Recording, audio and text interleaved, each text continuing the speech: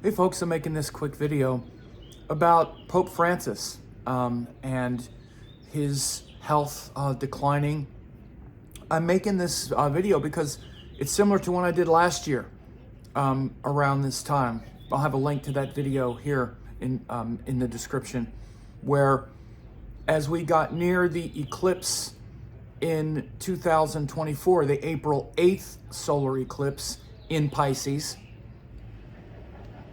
I thought maybe Pope Francis would pass away then, because it coincides with what's called a recurrence transit, which means the same type of transit that happened about 20 years ago when Pope Francis became Pope. Or no, it's not when he became Pope, it's when Pope John Paul II died. Excuse me. Pope John Paul II died in 2005, right when the eclipse in Pisces happened.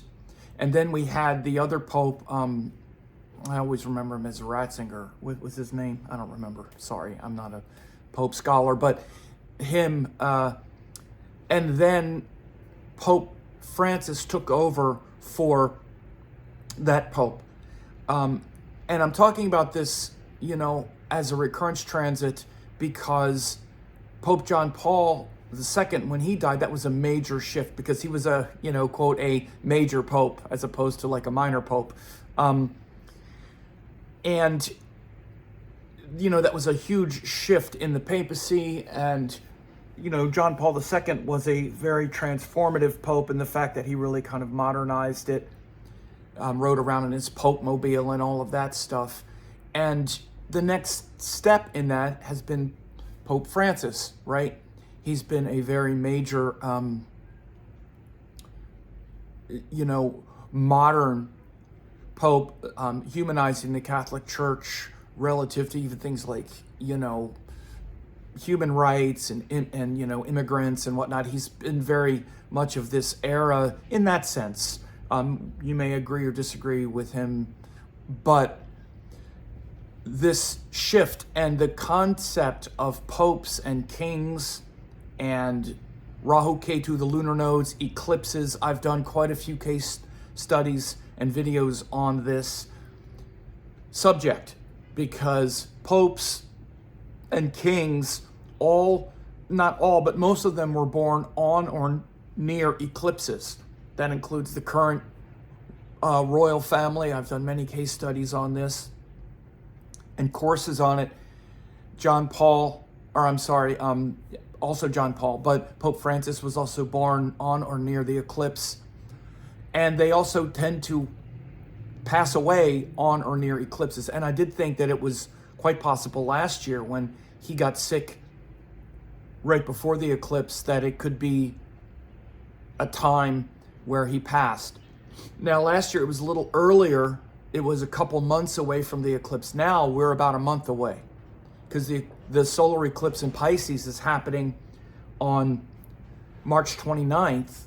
And it's also happening with Saturn there. It's a very sort of foreboding time, a very foreboding eclipse that's coming.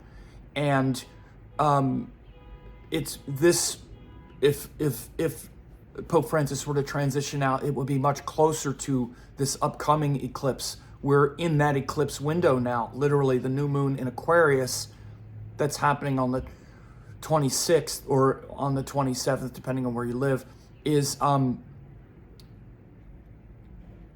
it's actually on the 27th, is now within the actual eclipse window, because the next new moon after the new moon in Aquarius will be the solar eclipse in Pisces. So again, this is a recurrence transit. And it also, you can mark it, because this time last year, people thought Francis might transition, where he missed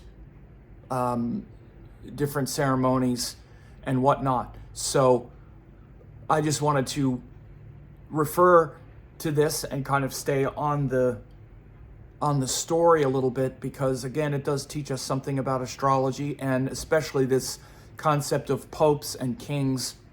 You can watch the full video that I did last year. And in addition, last year there was a lot around the health of Charles, King Charles, Kate Middleton, those two.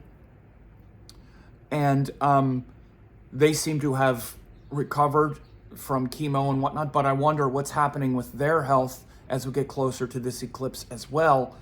And so, again,